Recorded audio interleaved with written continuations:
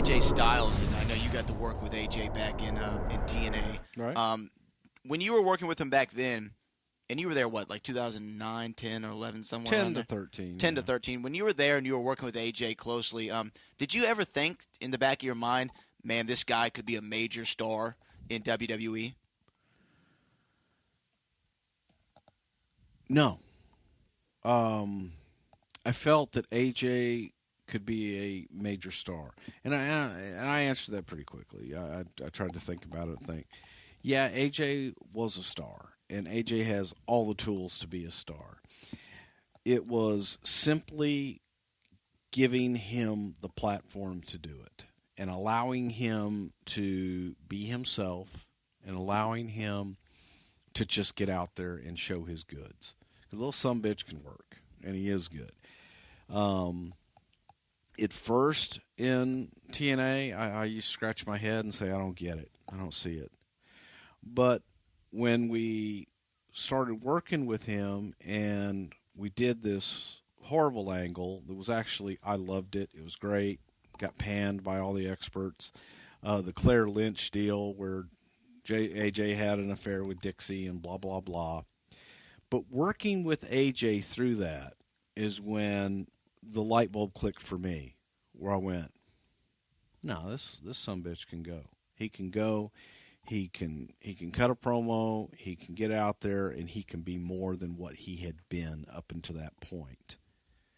And now I think that WWE kind of stumbled onto something with him, and couldn't happen to a better guy, a more hardworking guy, and I'm extremely happy for him because he's one of the good guys. He's one of those guys that started in a barn, worked his ass off, worked his way through everything, did everything to feed his family, and he deserves it. He deserves it. He deserves to be there for a long time because he's got the talent. He's had one hell of a 2016 as well. I mean, you think about it, he's at WrestleMania with Jericho, has this rivalry with Cena.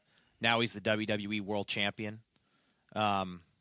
It's incredible. Yeah, but cream rises to the top. Yeah. If you put him out there and say, "Okay, man, show me what you got," I can guarantee you. I can't guarantee you. I don't know, but I would be willing to bet that when AJ first came in, that there was a section of people that probably looked at him and said, "Okay, hey man, he'll go this far. He'll have a good little spot on the card, but I don't see him on top." Mm-hmm. But they gave him the platform, and the audience gravitated to him, and he was able to grow and explode from there, and they couldn't deny it. I never thought that he'd be champion. Honestly, I was kind of in that camp. I was like, this guy might be Intercontinental, maybe high up on the card, have be feuding with Cena when Cena's not going for the title. You know what I mean, like that kind of guy. But then like you said, I mean, I think the heel turn was great for him. He really started to get his feet under him, being in front of that WWE crowd. Feeling like because to me, I think there's a difference of the way of working a WWE crowd. They kind of look for different things, I believe, at least in my estimation, and the promos are different in WWE. I think you have to have a certain style for television. You probably would know better than me, but I feel like it took him a minute to get his sea legs under him, and then when he got them, off to the races. Well, I think that once you accept the fact that there's an entire whole nother part of the country other than the Northeast, you can embrace them a little bit, a little bit more. Some of us talk a little funny, especially if they're from Georgia. Yeah, but come on, man. They're people talk differently all over the country, and what you couldn't deny was his heart, his ambition, his determination, and his passion. You can't deny that.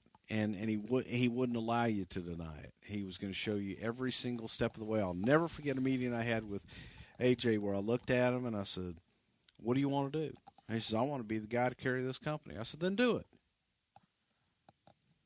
And all of a sudden, I got a whole brand new AJ. And that's the guy that's up there right now. You think some people just need to know that the ball has been given to them? in order to I don't get to that next believe level? in giving someone the ball, and I know you say that. Well, we gave him the ball and he ran with it. You got to take the ball. You got to take the ball. You got to take some risks. You got to jump out there, and just being able to let someone know that, hey, it's okay to take that ball. If you really want it, there it is. Go take it. And that's what he did. And I think that's, for any talent, they said, well, they didn't give me a push. Go push yourself. Go make it where they can't deny you. I think a recent example of that, honestly, would be Heath Slater. I mean, the guy made something out of nothing, and now he's, a tag champ, and, he's over with the crowd. Right. The guy that AJ took the championship off, Dean Ambrose, he got the title a couple months ago. People were excited to see Dean as champion, and the excitement just kind of went away pretty quickly. What do you think about Dean Ambrose's run as the WWE champion and him as a competitor in general? Because I've been critical about it. I think he's a hell of a competitor. I just think that he may be a little bit better as a heel. And Dean is one of those guys that has to have the right opponent. And I'm not sure if he had the right opponents up until this point. So it's some guys are better chasing. Some guys are better as champion. Dean may be better chasing. I think he's a better heel. Do you think that was a situation of the championship trying to make the guy instead of the guy making the championship? I think it's a situation where, unfortunately, the championship may have brought down the personality of the guy that was holding it. That's interesting. A lot of wrestling fans they always jump into this box or this mindset where if a character is stale, like, for example, they may think John Cena is stale. Or in this case, Dean Ambrose. Their idea is, well, we need to turn him heel. Roman Reigns is another one. Well, he needs a heel turn. And I've even said that about Roman Reigns. Well, he needs a heel turn. But is that necessarily always the recipe to kind of break a character or a performer out of that apathy? Not necessarily. A lot of times, if there's apathy there, go with it. Mm-hmm. But being real, I use this analogy all the time. I go back to Kevin Nash. Diesel was getting over. Diesel was kicking everybody's ass. He was this big, badass son of a bitch who was beating everybody's ass. He was Shawn Michaels' sidekick, but God damn it, they loved Diesel. Mm-hmm. So we make Diesel the champion, and all of a sudden he stops being Diesel and becomes Kevin Nash. Well, Kevin Nash was boring.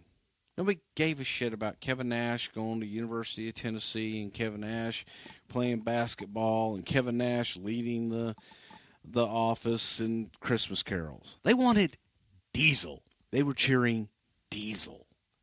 So all we had to do, and this is hindsight being 2020. Hey, I was a part of that decision making and everything. So hey, I raised my hand. I'm to blame.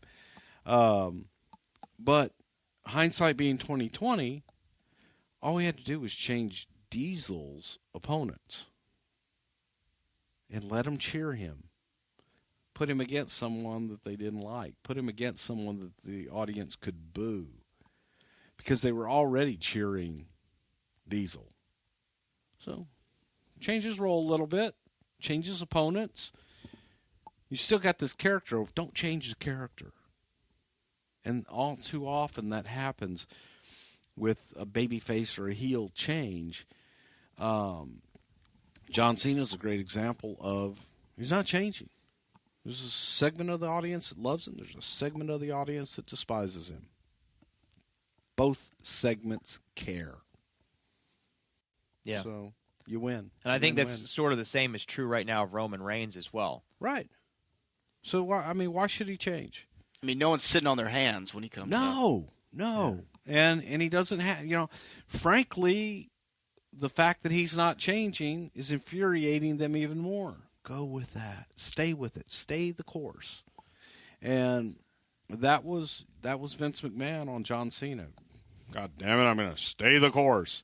And I think it's worked out pretty well. What's up, guys? Booker T, 5-time champ. September, here we come. The Harlem Heat reunion. Booker T and Stevie Ray back together again at the old ECW arena. Oh, the Harlem Heat is coming.